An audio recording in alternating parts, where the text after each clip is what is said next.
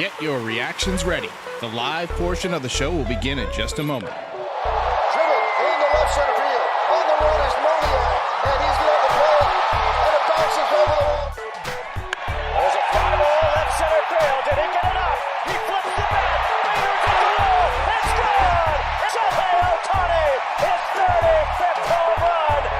Stefanik gets a long fly, base hit down the left field line. Worlds around third. He's going to score. Good morning, everybody. Today is July 18th. It is the day after the Yankees suffered another tough extra inning loss to the Angels. They are just terrible in extra innings. Had a nice start from Luis Severino. I didn't stick around for the postgame, so we're going to do it this morning. Let's go. Welcome to Yankee Stadium. Just when they thought I was out, they pull me back in.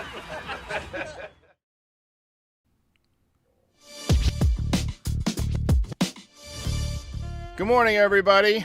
Good morning. Good morning.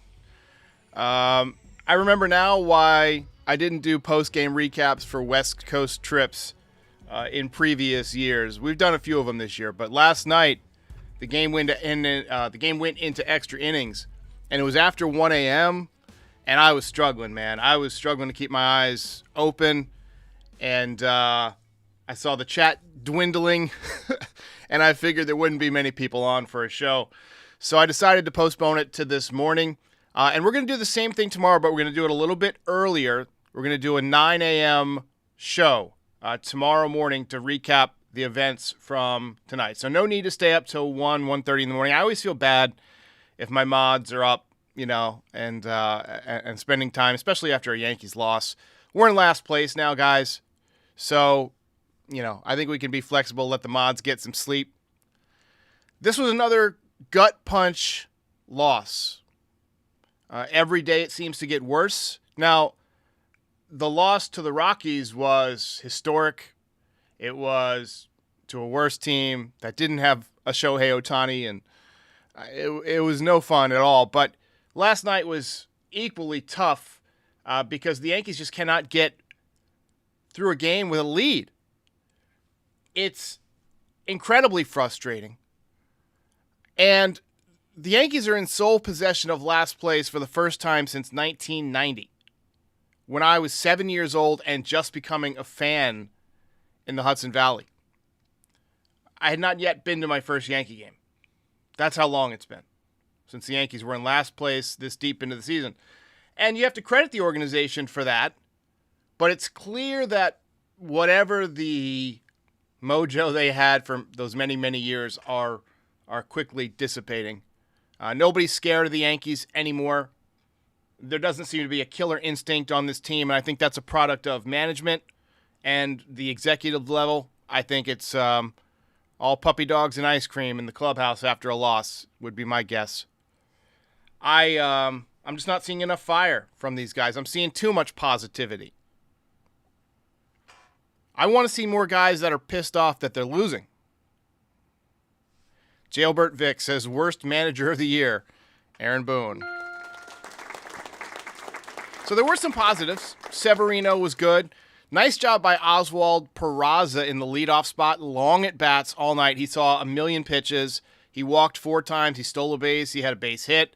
Josh Donaldson never reached base 4 times once this season. More evidence that youth is the way to go. But I thought it was interesting that Peraza only played third base twice in the minor leagues this season. You would have thought they wanted to prepare him for this scenario, but apparently not. And Trey Sweeney continues to play shortstop. If you have a shortstop, why do you keep playing these other top prospects at shortstop? Why not give them experience at other positions unless you're planning to trade them as a shortstop and keep their value up? But you would think that you would want to prepare Peraza with more than 2 games. And I know it's easier for a shortstop to switch off of short and play third or whatever, or play second. But you still want in-game reps. You still want to practice, where do you cut off from and things like that. Bunt plays. You want to get as many in-game scenarios as possible, but the Yankees just don't believe in that type of preparation, apparently. The other story coming into last night's game, was Luis Severino. He had been absolutely terrible for about 2 months. So terrible, in fact, that the Yankees were convinced he was tipping his pitches. So last night you saw a vastly different delivery, essentially pitching from the stretch the entire time. And you know what? He wasn't bad. He was not bad at all. And if you ask what a good coach is supposed to do, you see it right there. Matt Blake completely broke down Severino's mechanics, and they're rebuilding it from scratch. And it paid off. Saw 100 miles an hour last night. We saw more life. Didn't look like he was tipping his pitches. Very nice start from Severino. Oswald Peraza immediately got picked off of first base after he got a base hit, or after he walked to lead off the game, so that's not good.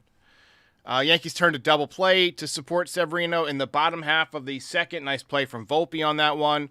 Ohtani rocked a double in the bottom of the third, but the Yankees made an outstanding relay to nail the runner at home. Bader with a bare hand throw to the cutoff man. Volpe with a nice, perfect one-hop throw home.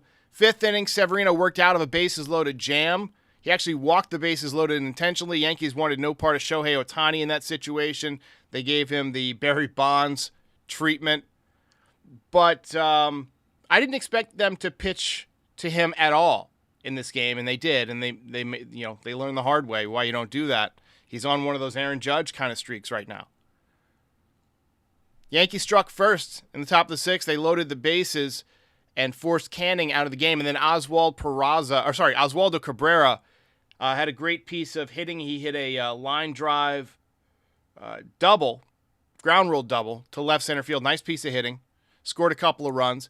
Angels got one back with a solo home run in the bottom of the half, but then the Yankees tacked one right back on. Sac fly from Gleyber Torres, who's off to a very nice start in the second half. I don't have the box score pulled up, but I will pull it up so we can talk about the numbers from last night. But another multi-hit game from Gleyber Torres.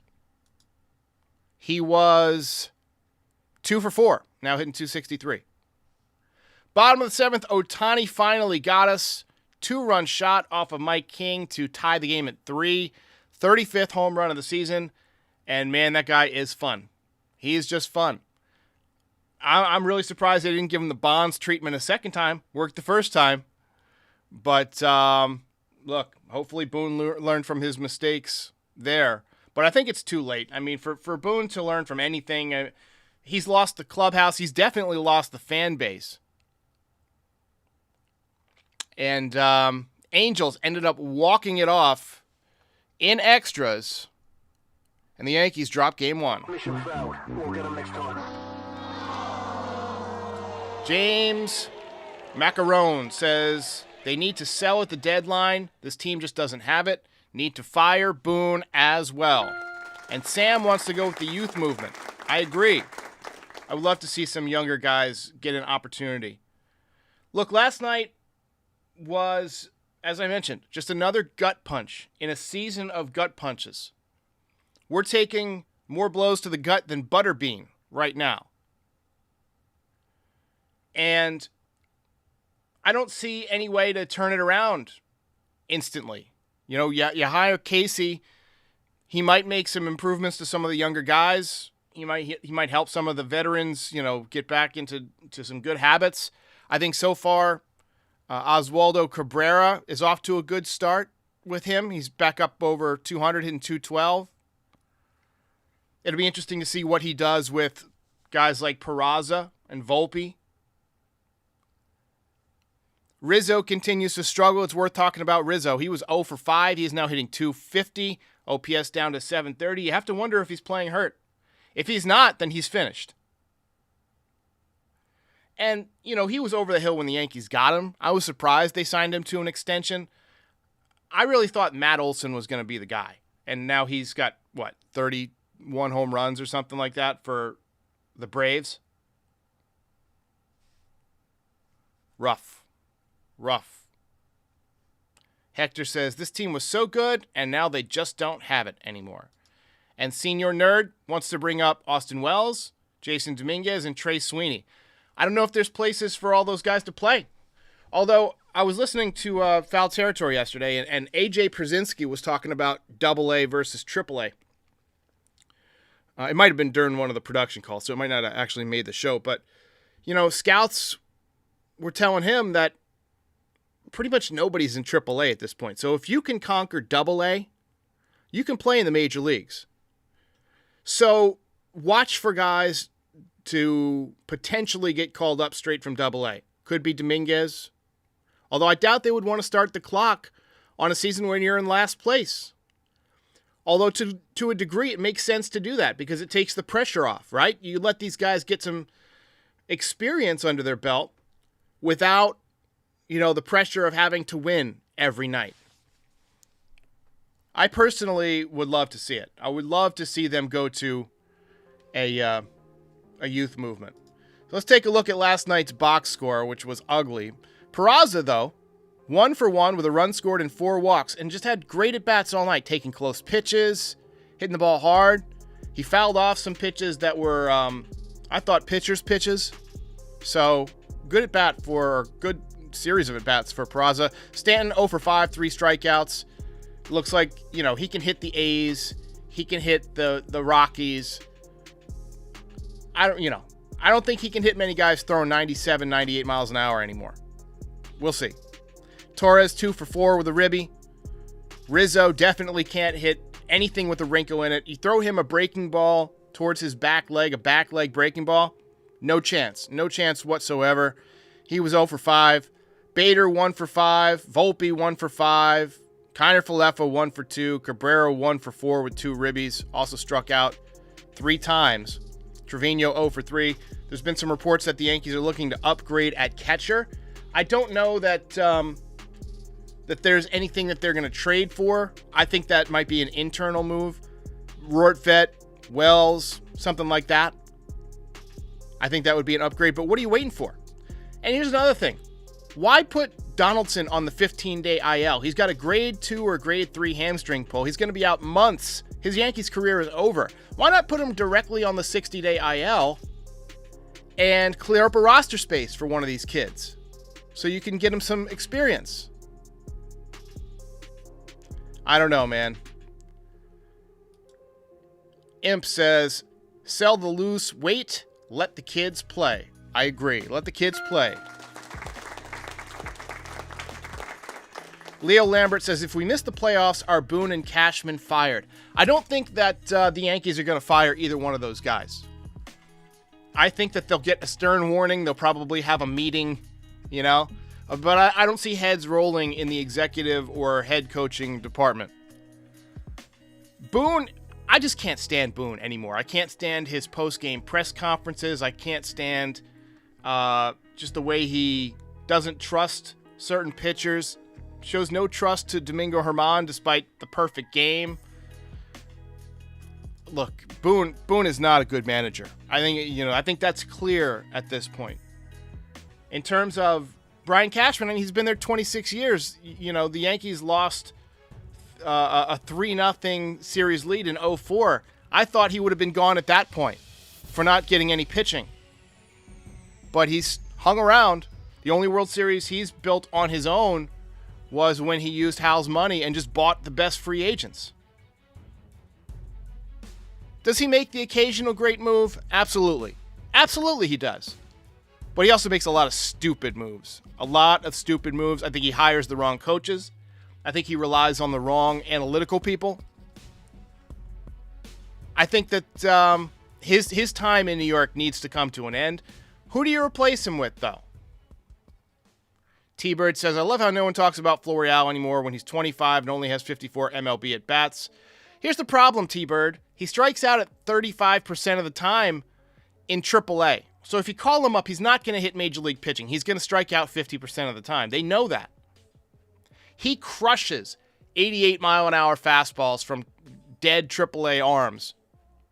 But he doesn't do good against top live arms. That's the problem with him. But can he catch the outfield? Can he catch the ball in the outfield? Sure. I would actually add him to the roster until one of the other outfielders is ready to come back and then DFA him again if he's not playing well. And if he is playing well, then you simply DFA one of the guys coming back. I mean, we don't need Greg Allen or Willie Calhoun at this point in the season, they're not going to save our season. Got to play with a hot hand at this point. And PXNA says he can't stand Boone either. I think Yankees fans in general are just over Aaron Boone. We're over the Aaron Boone experiment. You know, the next manager that manages the Yankees better have some big league experience. That's all I got to say. I think we're relying too much on guys with zero experience. Dylan Lawson had zero hitting coach experience at the major league level. Aaron Boone had never managed a major league team, and he inherited a team that was one win away from the World Series, had a ton of money coming off the books, had all the young talent you could want, and we've had to let him learn on the job. And Cashman flushed it away. Let's go out and get Giancarlo Stanton, who we don't need. Ridiculous. Ridiculous. Should have traded for Garrett Cole 2 years earlier than he did. The Yankees had plenty of windows, plenty of chances. They chose not to sign Corey Seager. They chose not to trade for Matt Olson. These are guys that are tearing it up. It's hard to hit in the major leagues. The Yankees seem to be believers that they can pick up these washed up or journeyman types and turn them all around the way that Mike Tauchman had that great season or Luke Voigt. I feel like some of that was a product of the juiced ball. So my faith in the Yankees has dwindled significantly in terms of their playoff chances, in terms of their odds to do anything constructive to fix the team. I feel your pain. I don't blame you if you went to bed early. I hung around to watch the game, but I could see that nobody was in the mood to do a live show last night, so that's why we're doing it at 10:30 in the morning. Jason wants to hire Paul O'Neill for hitting coach. His comments are always on point. I love Paul O'Neill, but I don't think he wants to do it. Paul O'Neill is a creature. He likes to play golf. He likes to hang out with his wife and kids, and I just don't think he has any interest in being on the road 200 days a year. John Cotrone says, let's get more right-handed hitters. You hear that the Yankees are interested in Randall Grichuk, in a number of other players, most of whom are right-handed. And I just can't anymore with this roster construction. You're playing a frickin' stadium built for left-handed hitters. You literally built the stadium so that left-handed hitters could hit home runs. And you don't put any frickin' good left-handed hitters in the lineup. I don't get it. Freddie Freeman, another guy the Yankees passed on. William M. Carlos says, our season is not over yet. Mathematically, it's not. But if you've watched baseball, look, let's be honest with each other. If you've watched baseball for any amount of time, you know there's ups and downs. But you also know that there are teams that just don't have that, that energy, that je ne sais quoi, that something that makes them winners. This team doesn't have a winning mentality, a winning mindset, and I think it's because they don't have a winning executive. I don't think they have a winning manager. I don't think they have winning coaches. I mean, has Sean Casey even ever been a hitting coach in the major leagues? How about we get some frickin' experienced guys in there? How many Fortune 500 companies fill their top-level jobs with entry-level people that have never worked in that business before? It's fucking stupid. Game over, man. Game over. Kendall Wiggins not spending any more money on the Yankees, and I don't blame you.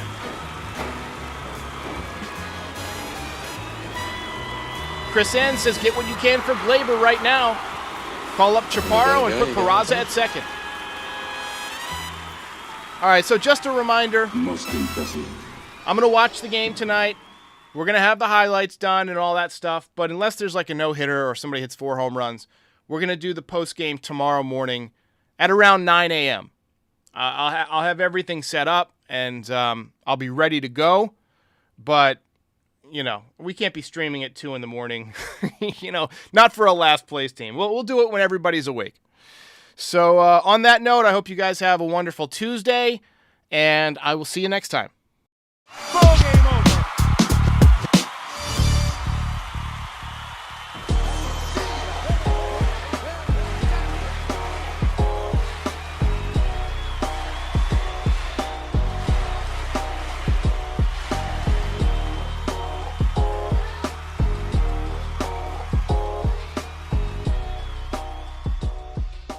Most impressive.